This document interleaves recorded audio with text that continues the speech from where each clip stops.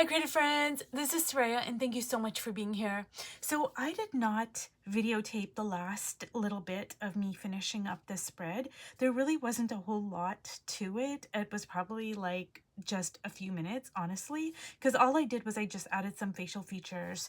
But what I want to do is not only to show you the finished spread, but to talk about why it is so important to work like this, where we're collaborating with the page.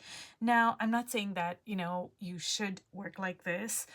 For me, it's basically a huge learning tool. And I have to tell you that from the beginning of this book, like I'm kind of, I want to say I'm about halfway through the book.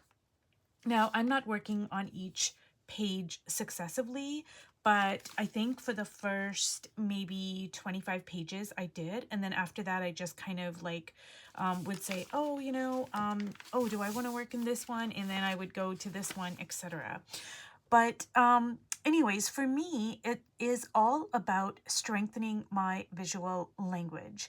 So if I can put it this way, so just say that you only speak English and you have to collaborate with somebody who speaks only, say, Italian. Well, there is going to be a huge learning curve. And that's basically what I am doing with this book. Now, obviously, there are some overlaps in the way Connie works and, what I would like in my visual language. So I'm just going to give you an example here and just point out what I mean. Okay, so this is a great spread where I can point out to this is 100% Connie's, by the way. So I can tell you that I absolutely love the orange and the blue combo. Now, that being said, there's a lot on the page that is not my visual language. It's not about like, oh, do I like it? Do I not like it? Etc. It's none of that. It's just that it is not, these are not my colors. These are not the lines I would use. This is not what I would use to share my story. So now if I had to work over top of this page and if I had to set the intention, I'm going to keep 40% of Connie's work and I'm going to inject 60% of my work, I am going to have to learn how to work with a visual language that is not my own. So even though there is some overlap with, say, the orange and the blue, there's a lot of stuff that I would have to learn how to balance. Now, there are a few spreads where I set the intention and then I ended up covering 90% of it anyways, and that happens sometimes, but even then I still learn stuff.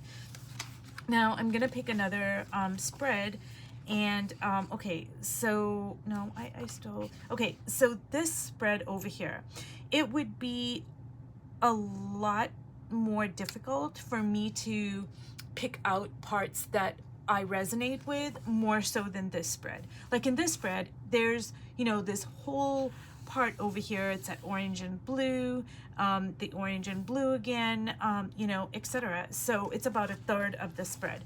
But over here, I would have to really kind of look at it and really isolate things. Like I really love this black and white. I love the graphic. I like the lines. I like this part over here. The eye, just the way it's just a little sliver over there. So I would have to really kind of look, but a lot of this is not my visual language. But when I do work on it, I'm going to set the intention like, hey, I want to keep like 40 or 50% of the page. I want to retain it. Now, whether I'll be able to do that or not is anyone's guess, but that's what I'm going to strive for. So when I have to learn how to balance a visual language that is not my own, it not only forces me to strengthen my own visual language, and Connie's got a very strong visual language, as you can see. I mean, this is not timid, like, at all. It's very bold. It's like, she's really inserting her visual language. on this spread. So in order for you to work with this stuff and, you know, balance it out with your visual language, then you have to rise to the occasion. Like, you can't be all wishy-washy and timid. You just can't, because if you are, you're going to get lost in the sauce.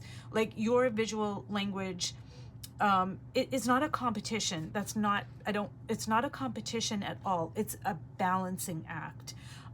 You know, because I would have to say, hey, you know, what do I want to keep? What do I want to cover up? How am I going to integrate this? Like, how am I going to, you know, insert my visual language but not have it dominate? There's a lot that goes into it. Like, you are not going to realize how much goes into working in this way until you actually do it.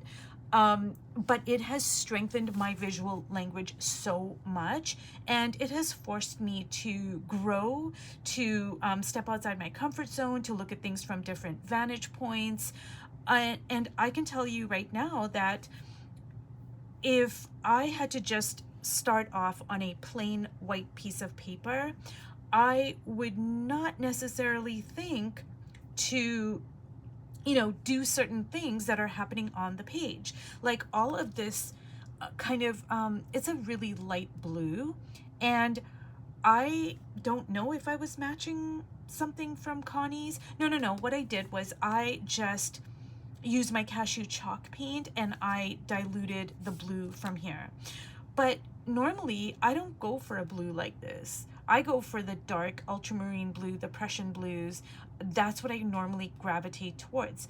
But I really, really love this blue. Like, I just, it is so magical. It is so beautiful.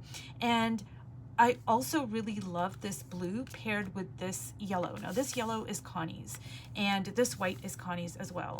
So I really love both the white over here and the yellow.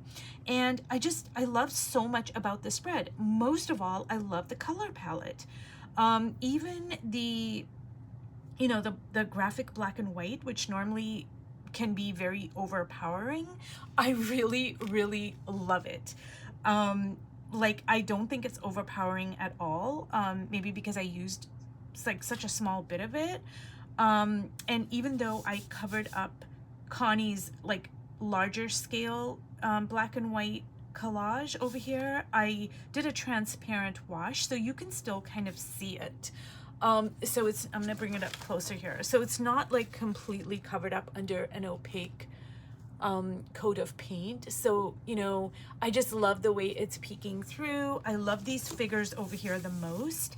And one of the, besides the color palette, which I love and which I will definitely replicate in another spread of mine, one of the things that is most important for me to take away from doing this spread is that I initially was not going to keep the 3 figures, but then I decided to, and this comes directly from me working in the Klee book, where there was a little owl, and I covered up the owl, and then I was just obsessing about it, and then I went back in and I, you know, cut out, I made like a little window, and then I cut out the covering of the owl, and then I kept the owl. So, you know, I kept the family, and, well, I call it a family, but I really, really love it. And what this has taught me is that I am going for a feeling. Like, sure, I want things to look good, you know, I like artistically, I mean, like, I want them to, you know, I want to have, you know, a coherent visual language. Like, I don't want to, like, I want the color palette to be pleasing to my eyes, etc., etc.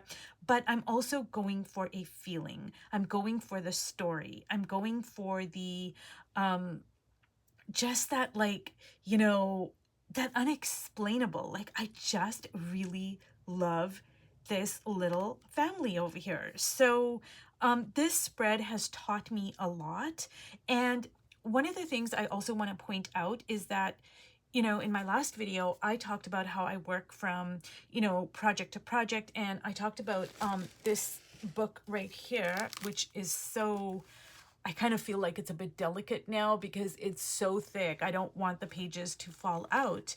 And I hope the spine can accommodate it. But what I talked about is this book, this art journal would not be the way it is now if I didn't work on a lot of different projects. But that's me. That's the way I work. That's what feeds my creativity. It doesn't mean that everybody is going to work that way. It doesn't mean that that's the best way or the best way for everybody or any of those things. This is just what works for me, which is all to say that it is really, really important for you to know yourself, to know how you work, how you learn, what your visual language is. All of those things are super important because, you know, to one person, they might thrive in an environment where they just focus on one project at a time. And maybe that's just the way they work. But for me personally, I like going from thing to thing because everything kind of now feeds into everything else. And then I start like a cross pollination of ideas. Different people are different. So anyways, you guys, I hope that this video has been informative and I hope it has inspired you to work in a book like this. It is difficult at first, I have to admit, but each spread that you do, it strengthens your visual language and it teaches you things that you are not even like when I do this spread, these are just the things that I know I have learned right now. But, you know, a month from now, I might be working on a completely different project.